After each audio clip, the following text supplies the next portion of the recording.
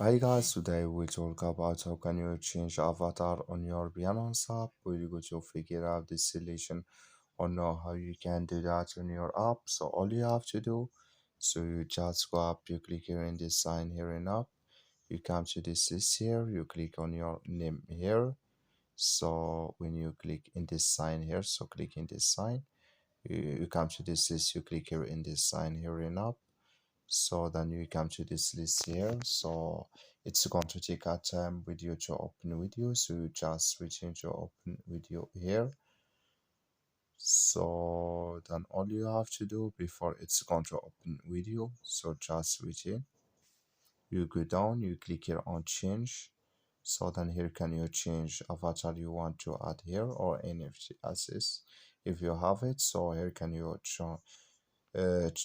change your avatar, then you click in save, then it's going to add video. As well, thank you for watching. Don't forget to support us by liking, subscribe.